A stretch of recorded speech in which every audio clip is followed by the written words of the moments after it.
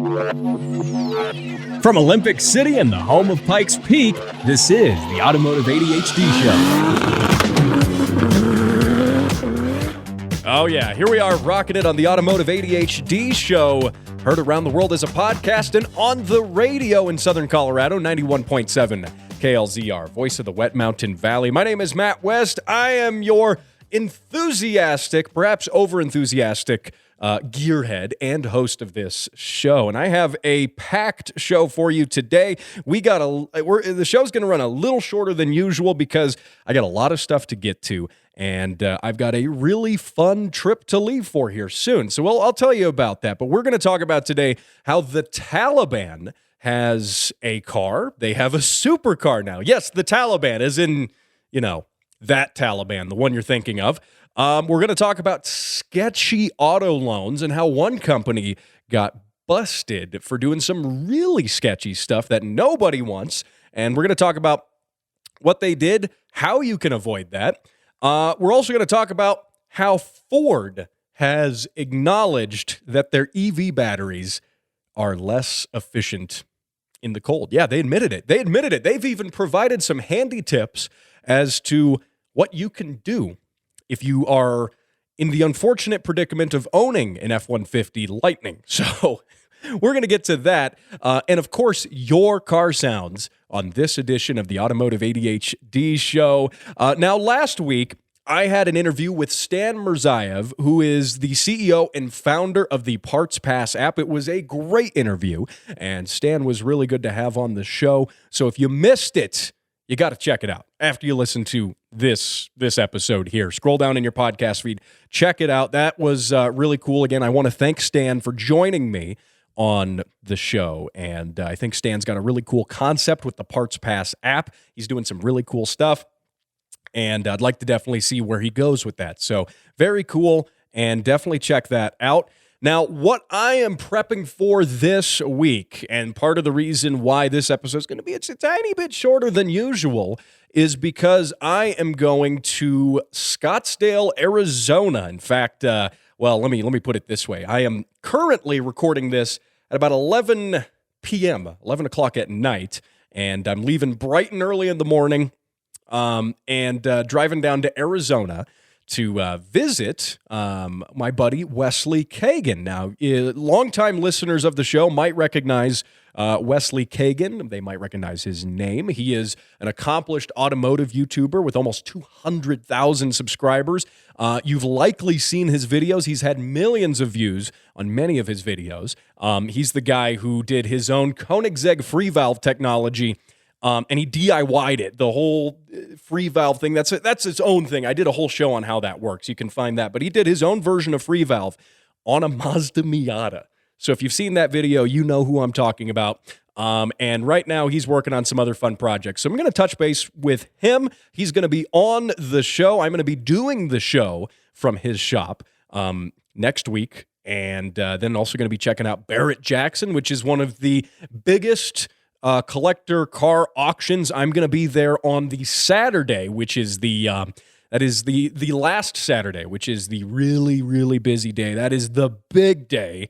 I did Barrett Jackson a couple of years ago. I went on a weekday. Wasn't as exciting, but people who know what they're talking about have told me you got to go on the last Saturday. So I'm going to go there. It's going to be a lot of fun. Now, I don't have a vendor booth there like I did at the Pikes Peak Hill Climb Fan Fest and some other stuff.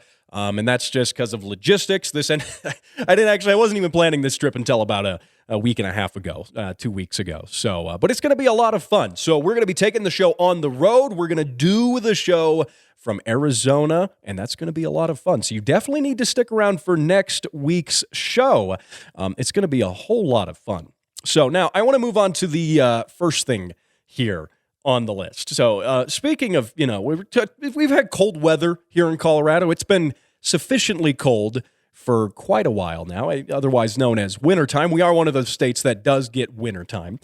And if you are unfortunate enough to own an F-150 Lightning, then this might pertain to you. Now, for the rest of us, we can poke fun at all the F-150 Lightning owners who spent a lot of money on a pickup truck that doesn't work when it snows. So, and speaking of cold, by the way, I know a thing or two about cold. It is probably like 14 degrees outside right now, And inside my garage, which is where I'm recording this, but where I'm also filming it, of course, you can listen to the show on all the podcast platforms. You can listen to it on the weekend on the radio, but you can now watch it on YouTube and Rumble. So now I've got this lovely video set around me, and they've got a crusty Corolla in the background there. And no, it's not a green screen. I can touch the car. I can even take off my radiator cap. Here we go. Can I get it from here? Oh, that's nasty. Oh, I got it all over my hands. So, it's not a green screen. So, anyway, I'll put that there and forget to put it back on. So, that said, it is cold in here, by the way. It's cold. So, my garage, it's decently insulated, but let me put it this way. If you're watching on the video, and you should, subscribe to the YouTube channel, subscribe to the Rumble page, link in the description of this podcast. But look at this. You can see my breath. That's how cold it is in here. I know. Why am I doing this to myself? Why am I sitting here in the cold talking to you? I don't know why I'm doing it, but I am doing it for your sake. So, you better be grateful. But anyway, on to the F-150 Lightning. It's one of those vehicles that was very hyped up until it came out, and even after it came out. And it's on the market now. People have them in their garages, and it's one of those things that I think engineers, when you design something, you design something, if you're the manufacturer, you design it to do a certain number of things. You test it for those things, but you never truly know what it's going to do until the customers get it, because there are so many different things customers can do to a vehicle that testing engineers could never do or even think of doing. Now, granted, Ford has been making cars for a long time. They kind of know how to build cars. That's what they do. But one issue with the F-150 Lightning that owners have been reporting is that the cold weather performance is not very good, and especially in terms of the battery. Now, we know that this is a thing with electric vehicles. This has been publicized with Tesla vehicles before. And yes, the lithium-ion batteries are less efficient at discharging and charging their energy in the cold. And that's just a fact of life. But Tesla does a number of things to help mitigate that. And I know one listener of the show who comments about driving their Tesla cross country in the winter and all this stuff. And you can absolutely do it. There's nothing wrong with doing that. But there are some things you have to consider, like preconditioning the battery. For instance, the Tesla is not going to be as efficient at charging unless you precondition the battery, which means the battery is going to use some heater elements in there to heat itself up to get it to a point where it is able to efficiently charge and do so well. And Tesla has a system for you to do that. But Ford has some tips too, because they, it's an EV, it's a pickup truck. Now, the thing is, I feel like more people who have F-150 Lightnings are using them in cold climates than more people with Teslas would be. Plenty of people do drive them in the cold, in the frozen north as well. But I feel like more pickup truck owners are more inclined to do that at the very least. And with that, Ford has talked about a couple of these. Well, we've acknowledged that there's an issue with the battery in the cold. It doesn't work as well. The range is not as good. And they say, well, here we go. What if you park your vehicle in a garage? Yeah, and keep it plugged in. That's tip number one. Yeah, really, no brainer right there. So I guess tip number one is keep it in a garage. Tip number two is keep it plugged in. And now here's the third tip. And this is what's a little frustrating, what's getting under the skin of some owners. And it is digging through the Ford F-150 Lightning settings, going through the touchscreen, and specifically planning out your trips and all your routes so the battery can know your route, or the vehicle can know your route, and it can precondition the battery along the way. But this is tedious, and you have to actually do it. And look at it this way. My gas car, like the one sitting behind me, I've never had to program into the computer my trip so that the battery can know when it should precondition the battery for charging and stuff. Yeah, I just get in and I drive. It just works. I don't know why that is. It just works. But oh man, I'm gonna rub some EV owners wrong here, and that's that. You know what? I love EVs. They have a purpose. They have a purpose in this world.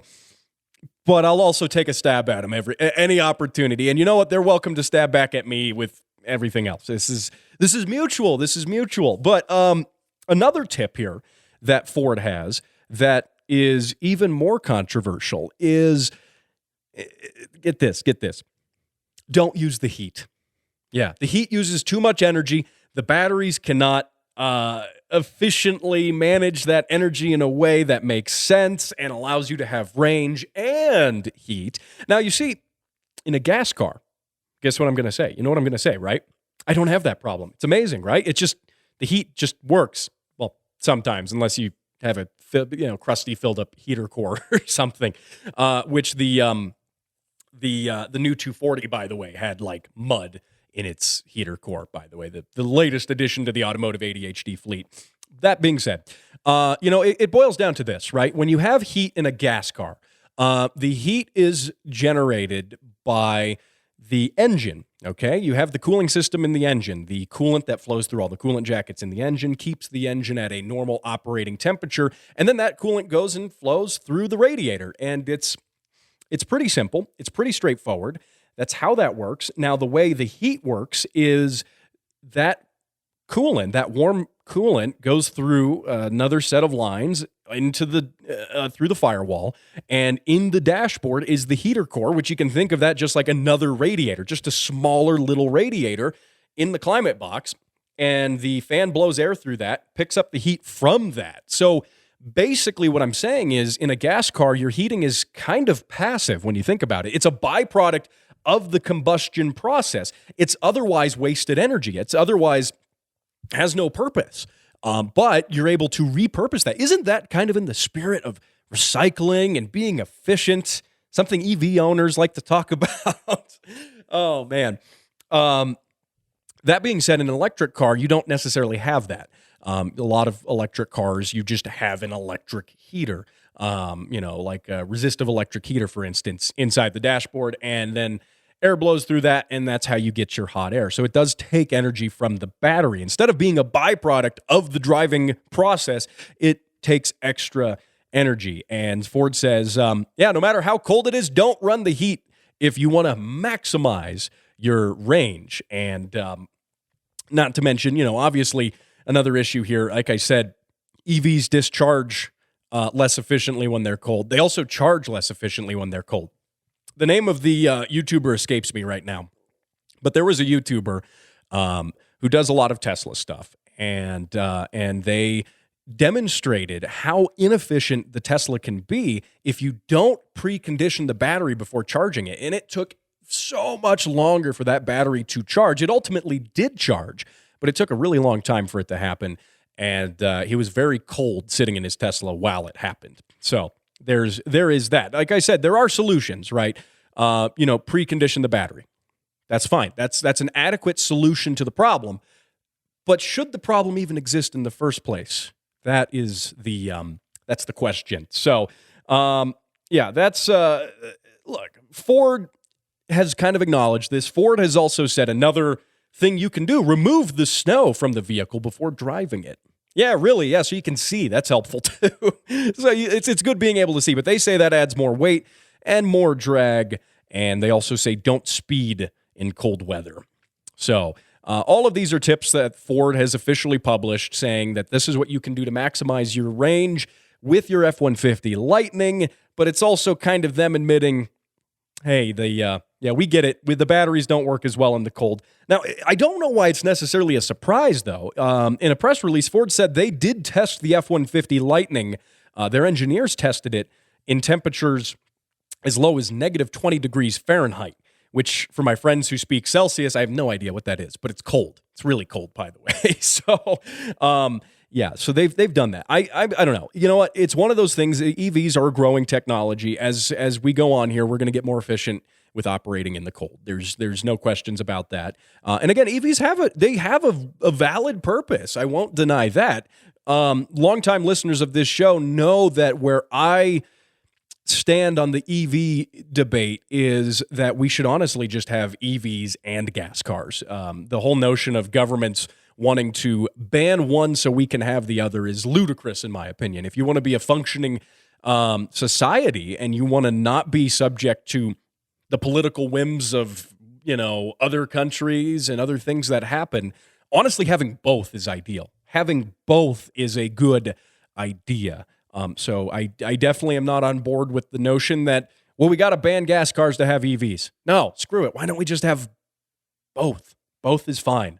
And they both have their strong suits, and they both have things that make them not so good. I'll acknowledge that EVs have a level of convenience in some ways that I do wish my gas cars had. Especially if you're someone who has solar at your house, if you have solar on your roof at your house, and then you charge the car with the solar, and you plug it in every night. You don't, go super far with it. You drive it to work and back, errands, you do this and that, and every night you plug it in, and it basically charges for free off of the solar. That's great. Obviously, you have to factor in the cost of all of that stuff, the upfront cost of all of that equipment, but the convenience of that's cool. And being able to road trip a Tesla is totally possible. Lots of people have proven that that's entirely possible, and that is thanks to the work Tesla has put into its network of chargers. One thing I would like to discuss later on the show is the current state of EV chargers and the EV network and stuff. I know a lot of owners who are particularly disgruntled because they can't charge their cars because the chargers that are not managed by Tesla, all the other third-party chargers, for other vehicles like Rivians, the F-150 Lightning, for example, those charger networks are not being maintained correctly. They're oftentimes unavailable, not working. You could be planning a road trip and you're planning it along a route of chargers, and you get to that charger and, it's out of order. What are you going to do about it? It's been out of order for 3 months. No one's fixed it. That's been a big issue. So that's a topic for another day. So, I'm not just here to hate on EVs, right? Right? It may come off that way, but trust me, I'm not. So what we're going to go ahead and do here, we got a lot more stuff to talk about here in the second half of the show. We're going to talk about the Taliban and how the Taliban has developed their own supercar. Yeah, and it's a little weird. We'll talk about that here in just a minute. Every day, thousands go without the ability to buy necessary and life-saving parts. Parts like turbos, coilovers, and wheels. I'm Steve, turbocharged BRZ. It doesn't run because I can play with my connecting rod through the hole in my block. Project cars sit unfinished, waiting for parts, collecting dust. My name is Todd, and I bought a rotary. It's okay, bro. We'll swap it. But no more. You, yes you, can make a difference. More information is available on the Automotive ADHD Facebook page, facebook.com/Automotive ADHD.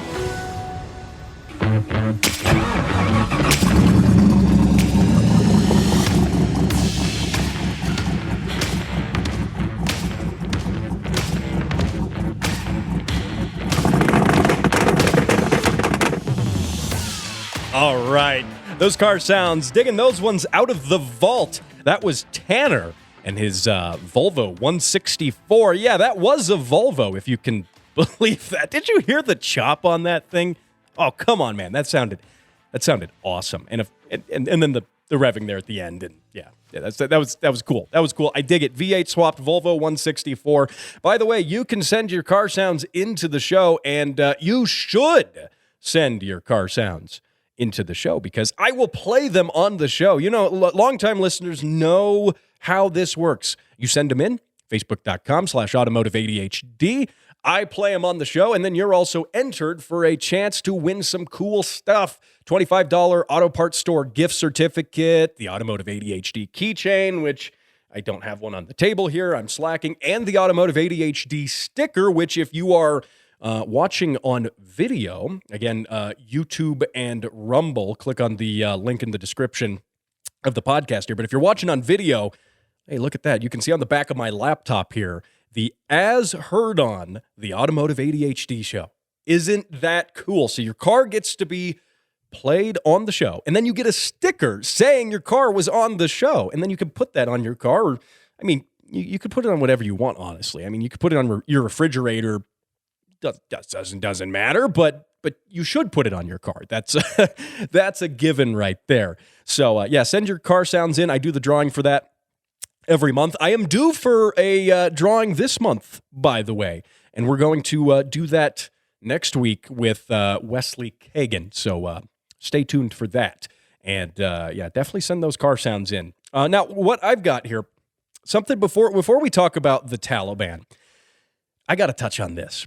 This is cool. So, and if you follow the Facebook page, facebook.com/automotive ADHD, you may have seen this already. You are a little ahead of everybody else. The Pikes Peak hill climb now has an official license plate, and it is available to people here in Colorado, of course, where I'm doing the show. That means it's available to me too. Is it? Hey, that's cool. It makes me feel good about myself. It's a really cool license plate, and I think it's about time the hill climb got its own plate. And I'm a fan of cool, quirky license plates, and Colorado has an interesting license plate on its own. I think it's a great looking license plate. Compared to some other states, which, quite frankly, have boring license plates. And if you're not familiar with the Colorado license plate, and you're not watching on the video, because you can, on the video, see one in the background there. But if you're not in Colorado and you're not watching the video, the plate, basically you got a set of white mountains taking up about the bottom 3/4 of the plate. The numbers sit over the mountains, and then on top of that, you have a green-colored sky outlining those mountains. And it's got green text on it. And quite frankly, it's a great-looking license plate. I love the Colorado plate. Now, the Pikes Peak Hill Climb one, this one is interesting. I dig it because it's got the white mountains, but then it's got this blue sky with, like, radiant rays coming out from the sun, which is in the middle of it, just beneath the crest of the mountains. But the sun is actually the Colorado Sea logo. And then you got race cars flanking it on either side. And you've got a more modern-looking race car and a much more vintage-looking, old-school, open Pikes Peak racer. I'm drawing a blank as to what the name of that is called, but they're the Pikes Peak race cars from like 100 years ago. So you've got that. It says the Pikes Peak Hill Climb on it. I think that is very cool, especially as someone who likes to get involved with the Pikes Peak Hill Climb every year. Of course, I covered a lot of the hill climb stuff this year. I see a lot of new listeners jumping on board with the show, and you may not have scrolled all the way back to last summer when we did the show live from the Pikes Peak Hill Climb Fan Fest. We had Jimmy Ford, racing driver, in the hill climb on there. Bunch of great folks.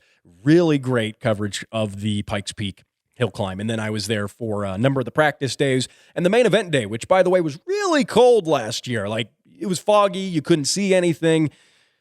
Race day was a rough day, but it was good. It's all in the fun of the hill climb every single year. I plan to make it out there this year as well. So will I be sitting in line at the DMV for one of these license plates? There's not a lot of things you can do to get me to actually sit or stand in line at the DMV. Like, there's really not. Like, I'll go in there to renew my license because I need that, but that's about it. Except for this. I'll do it for this. I will do it for this. I promise you I will get one of these plates. And anyone who needs to claim, quote-unquote, residency in Colorado so you can also get one of the license plates, I'm sure I can find a corner of the garage somewhere. I can move that pile of Jeep doors and other stuff in that corner and rent that out to you or something. So, let me know. Facebook.com/automotive ADHD. All right, so I want to get onto this now. The Taliban, the one you're thinking of, that one, now has a supercar. That's an interesting thing for the Taliban to have. They call it the Mada 9. Okay, whatever that means. It is a prototype supercar, and it's made by a company called ENTOP. I don't know if that's pronounced individually as an acronym or if it's just NTOP. Yeah, NTOP Mada 9. So it is the NTOP Mada 9. It has a Toyota drivetrain, modified Toyota engine. They didn't say what. I would assume, just because I know they're pretty popular for mid-engine swaps, the Toyota 2GRFE, which comes out of the Camrys and the minivans, the Avalons, also in the new or the third gen Toyota Tacomas. It's a V6 dual overhead cam, variable valve timing. I'm not saying for sure that's what's in here, but it is really popular to put those 2GRFEs into things like SW20 MR2s. I have a buddy who actually has one, and that car is nuts. It's MR2 with a all aluminum dual cam V6 making like 300 horsepower. Yeah, it's really nutty. But they're pretty good for those mid-engine swaps, especially because there's a lot of transmission options for them too.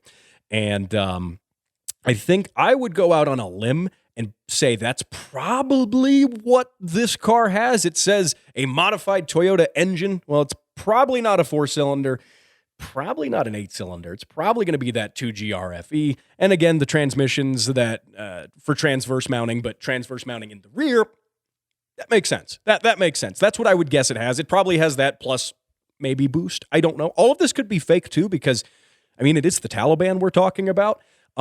In a press release about the car, there is a picture.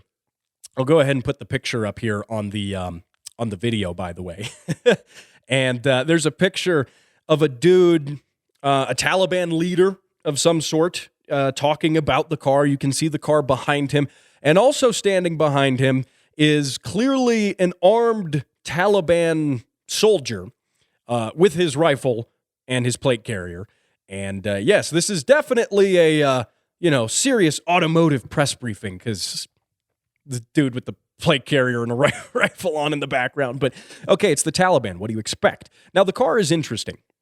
The car's got some interesting curves. It has a striking design. I'll say it's a halfway decent looking design, but I do worry about this because I get that it's a prototype car, but in the Taliban, they say that they believe that having a supercar means that they're a serious player on the world stage. It shows that they are economically a relative, a serious contender, right?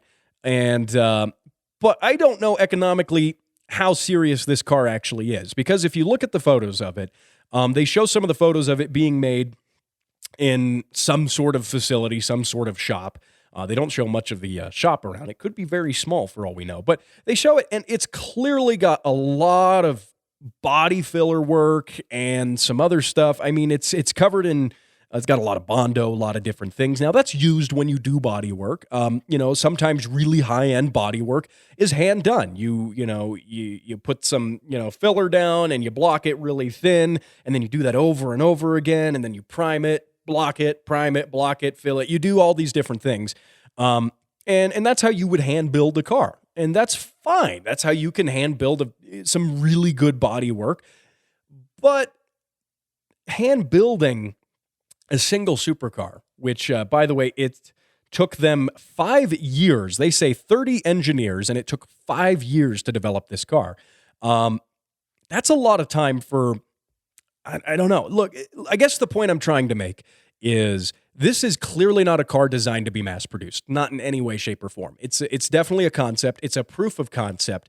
Nothing about looking at the pre-production photos of this thing being designed and built tells me, yes, this is ready for production. No, this is a one-off car that took a long time to make. And the problem with that is, how do you scale this to full-speed production? Now, obviously, supercars are not a high production item. It's not like Ferrari's making 1 million cars every year. Yeah, I get their lower production. I get there's a degree of hand-builtness to it. Probably not this much hand-built. Probably not as hand-built as this N-Top Mata 9. This thing looks very, very hand-built. And I have a feeling this car is not going to go far. That's just my opinion. And also, I can't seem to actually find any legitimate videos of it running or driving or doing anything else. Again, bear in mind that this is the Taliban we're talking about. And I would take anything that the Taliban does with a grain of salt. And it's, they've said, 30 engineers designed this car. Yeah, did they really?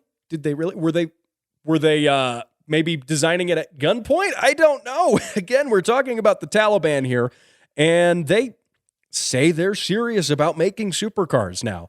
I don't buy it. I don't believe it. I don't think it's nearly what they say it is. I think it's definitely a PR stunt. I don't think we're going to suddenly see on Motor Trend, on Car and Driver, the Taliban's new supercar breaking world records. I don't think we're going to see that. I really don't think we're going to see that.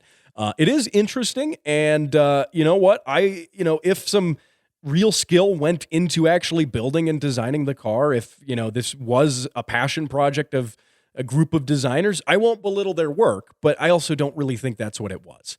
We'll have to see. You know what? Who knows? Yeah, maybe you will see it on the front page of whatever magazine. I doubt it, though. I very seriously doubt it. Now, we're going to move on here to the third half of the show. We got a lot of other interesting stuff to get to. We're going to talk about auto loans. How interesting is that? This is good, though. There's a company who's facing some pretty big fines for doing some pretty sketchy stuff. We're going to talk about that and talk about how to avoid it as well. At the Speed Council, getting things done fast is our priority. We do everything fast, from driving, working, sleeping, and eating. Someone help, he's choking! This is Tim. Hello. And by the time this ad is over, he'll have bicycled across the earth 69 times. Nice. Even if our name sounds unfamiliar, you know our work. F1? Pfft, child's play. The world's first supersonic jet? Yup, that was us. Apollo 11? Also us. The fastest animal in the sea? Hell, we even wrote the Wikipedia article. Fast. And we're so dedicated to speed that we've genetically engineered the world's first hyperspeed speed machine. With this scientific breakthrough, you can download your favorite automotive podcast a whole day early. How's that for fast? Patreon.com/Throttle Warrior. Donate now. Download the show early and receive special perks. This message approved by the Speed Council and the Church of Fast Things.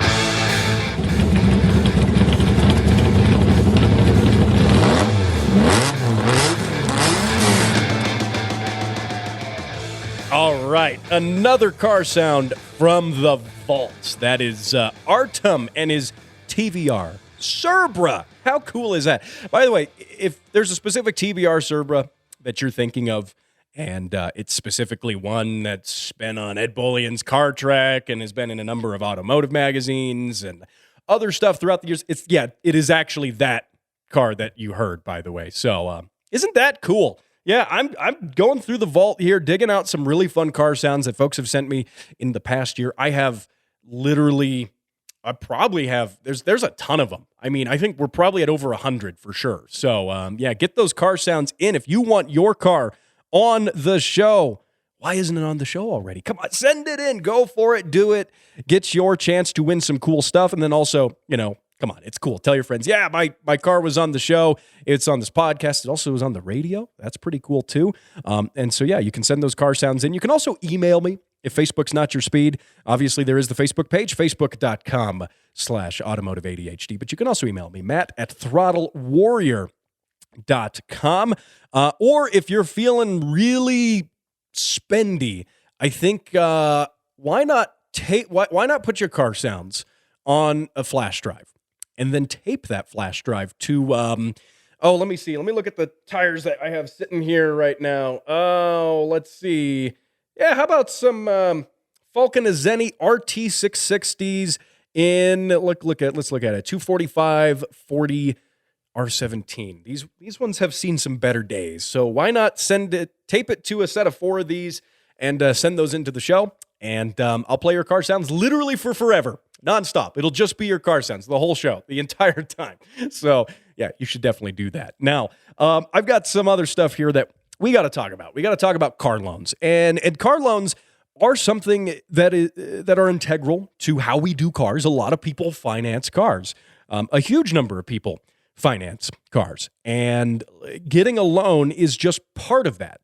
But there is this principle, there is this concept of a title pawn, which differs from your regular auto loan. You might go to a regular lender and go get, when you buy your car, it might be a lender through the dealership. It might be something that they've coordinated, or it might be something else that you've done through your own bank. You get an auto loan approved, and they help you buy the car, and then they hang on to the title until you pay it off, and then they mail it to you. Of course, there's this whole principle of interest, and we're going to get into that. Now, I know you know generally how car loans work. But this concept of title ponds is a little different, and it's gotten a certain company into some hot water, some very hot water with the government. Like they were fined $9 million, and they're still under investigation. That didn't even sort it out. And so it's a company called TitleMax, and they operate primarily out of Georgia, but they are a national company, but they do a lot of their operations in the state of Georgia. And the idea with a title pond, they're usually for pretty small dollar amounts. Title ponds are usually directed at people who maybe are struggling with money at the moment. They need some quick cash. What you do is you take your title to them, you give them the title, they give you a check for X amount of money and you pay that off. Think of it like a pawn shop, but for just the title. And obviously, if you choose not to pay that loan back, they're going to come repo your car. That's basically how that works. So the idea of it being that you usually already have the car, and then they're going to loan you money against the car you have. Now, technically, you can do this. You can do a similar thing at a regular lender, and it's not necessarily known as a title loan. But in this case, here's where TitleMax got into some trouble. Mostly trouble by being scummy and not good business-wise. But the U.S. government initiated an investigation, the Consumer Finance Protection Bureau. They initiated an investigation back in 2016, and they determined that TitleMax violated tons of federal laws with unfair, deceptive, and abusive acts towards customers in multiple states, Georgia, Alabama, Tennessee, and they were fined a good chunk of money for that. Now, some of these unsavory business practices included having sky-high interest rates like 120, 140%. And you're probably wondering, how is that even allowed? That's what you would call a predatory loan, by the way. And the way they did this, and this came to light from some whistleblowers, you could call them, some people who worked for TitleMax, who talked about how some of the internal operations go at that company. And they said it was a company that was really driven to keep customers paying their loans. Their salespeople were instructed in many ways to prevent people from actually paying their loans off. Now, how they did this whole 100-something% interest, I mean, who would in their right mind, or even if you're not in your right mind, who would actually go and say, yeah, I need a loan for $2,000 and let's do it at 160% interest? Yeah, nobody. But that being said, so this is how they did it. So they're a lot of times we think of interest rates as an annual interest rate, or over the course of the loan, be that however long your loan is. What TitleMax did was they had 30-day loans. So their title ponds were considered 30-day contracts. And at the end of the contract, a new one would start every single time. So if you didn't pay it off in 30 days, boom, you're rolled into a new 30-day contract per the terms of the last contract. And that 30-day contract has, say, 12% interest. They would get people at, oh, yeah, we'll get you at 11.2%, 12% interest. That's still pretty high, by the way. But the sort of people who are in the market for these title pawn loans are usually willing to accept those interest rates. They're usually in some sort of dire financial situation. So they're willing to accept that. Well, the problem is, so that's 12% interest on a 30-day loan. That means the term of the loan is 30 days, and it's 12% interest.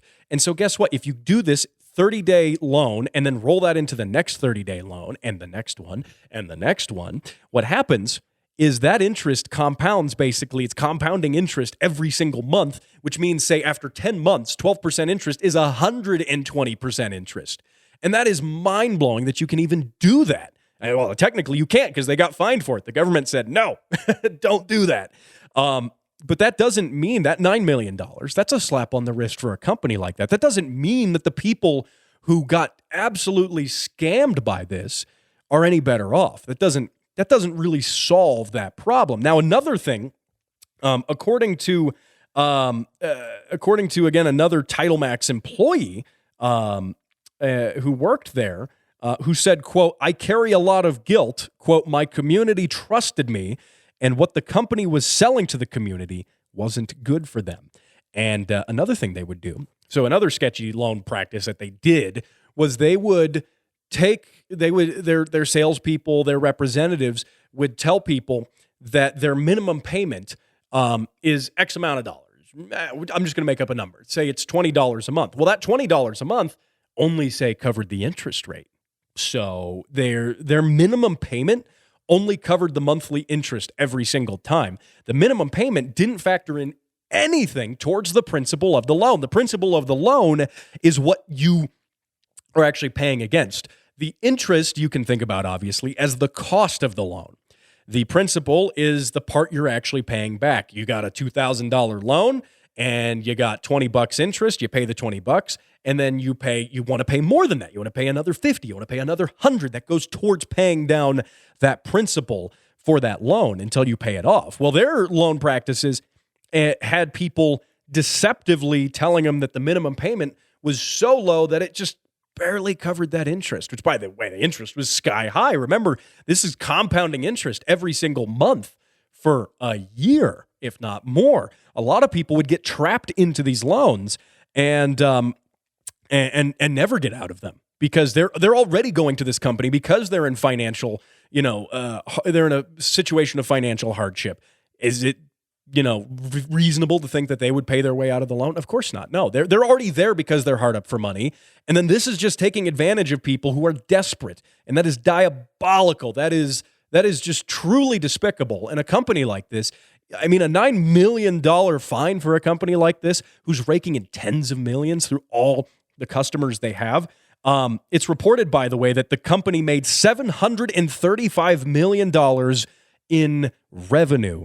And $735 million. The government comes along a couple years ago, says, "Hey, don't do that $9 million loan." That's $735 million a year. That $9 million, that's nothing. That deters them in no way, shape, or form. And that's been proven because, again, they were fined in 2016, and they are now once again under investigation for other unsavory and questionable loan practices. It clearly did nothing.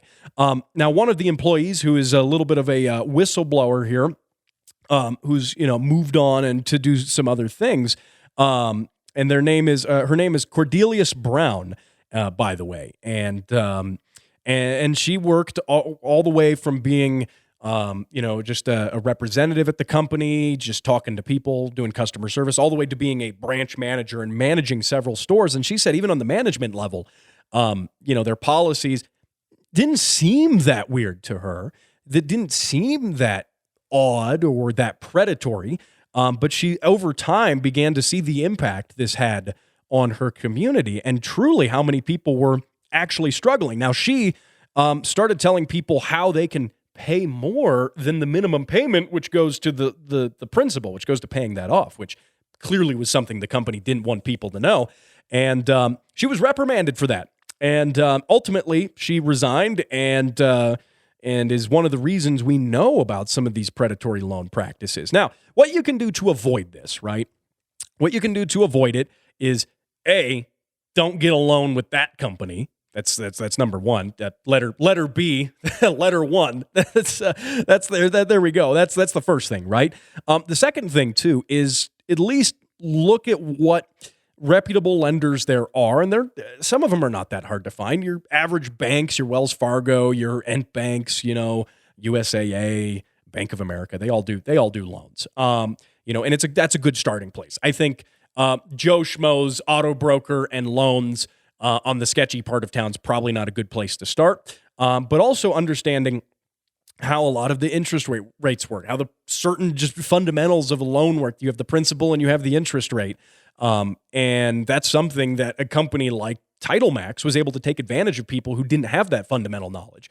But just for example here, and this is some information from a couple years ago, but it's still decently relative, right? So what are the average interest rates for auto loans? Now, interest rate's going to depend on a bunch of things. Obviously, it's going to depend on how good your credit score is.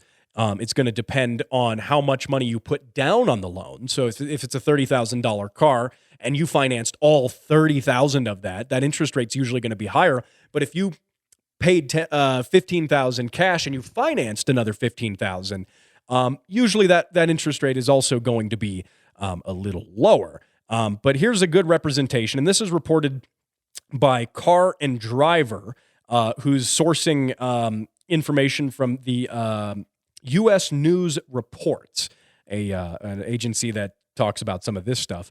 And they say a excellent credit score, so that's 750 to 850 if you're financing a new car. By the way, interest rates also matter if you're financing new or used. If you're financing new, that's 4.93%, 5.18% for used. And if you're refinancing that loan, then on average, that's about 4.36%. Now let's look at a fair credit score. This would be the 650 to 699 range. That's 11% for new, 11.5% for used. Now, if we're looking at they call it the subprime credit score range, 450 to 649. That's 17.9% for new and 18% for used. Bear in mind, that's not 150% like, Title Max was doing. So that's, step one is, just not doing that. Once you start getting into the hundreds, that's not worth it. Like that's literally not worth it. You're better off walking wherever you have to go than buying a car with 100-something% interest. I mean, that's just going to financially ruin you. So that's just to give you a little bit of an idea, at least of what those interest rates are going to be. And now, again, it's going to be different for everybody. Everyone's going to have a different credit score. If you're one of my European listeners, that the whole credit score thing may not even apply to you. I can't even begin to tell you how that system works, if there even is that system in much of Europe. That's a part of the realm I'm entirely uneducated with, because it varies so much country to country. But I'm speaking generally for the United States. That is the main thing. The credit score is going to be that main factor. But just because maybe if you have a bad credit score, that doesn't mean you can't. Again, that doesn't mean you can't get a loan in a lot of cases. In some cases it does. But a high enough interest rate at 17.9%, that's one of those things where, I mean, if it was a friend of mine, I would recommend not even financing, honestly, at that interest rate. That's not even worth it. I would recommend, just save up a little more money and go buy a cheap car, $2,000 or $3,000 car, used, a good runner and driver. Drive that around, get that credit score up, and then finance something a little different. But again, at that I wouldn't even recommend someone in that position. I wouldn't even recommend that you finance a car. And I get that, certain situations are tough. Some people might have to. They might have to get the family to school or whatever. But generally speaking, I would say at that point, just sock away like 2 or 3 paychecks and just buy a cheap car. Like dirt cheap car. So anyway, there you go. Now, I hope you have had some insight into what this company has done with loans and how you should definitely not do a loan with 100% interest. That's just insane. So hopefully you've gained some insight into that, a little bit of general, again, very general insight into automotive loans, and hopefully you can avoid bad stuff like that. So that's always good. Now, hey, I do want to thank you for joining me on this edition of the Automotive ADHD show. I am really excited to get on the road in like 6 hours. I need to go to bed and get on the road. But I'm going to get on the road. I'm driving down to Arizona. Can't wait to see Wesley Kagan. Can't wait to go hang out at the Barrett-Jackson auto auctions. It is going to be really fun. I'm going to have a blast, and hopefully you will, joining me for the ride. So that's going to be fun. Stay tuned to the Facebook page. Stay tuned to also the Patreon. You can find the Patreon at thespeedcouncil.org. That is thespeedcouncil.org. And you definitely got to check that out. And I will see you right here, same time, same place next week. Oh, and you can also hear the show on the radio. I almost forgot to mention that. Saturday mornings. Subscribe to it, follow it on any podcast platform, where fine shows and this one are downloaded. And I'll see you right here next week on the Automotive ADHD show.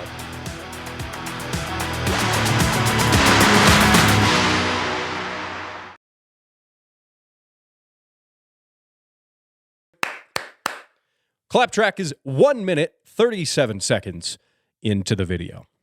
So that'll be, that will be extra helpful. And I think this is ready to rock. That's the impression I have here. So I'm going to turn that down and turn this on here. We're going to turn that down and Fire the open. What are some of the... That's not the open.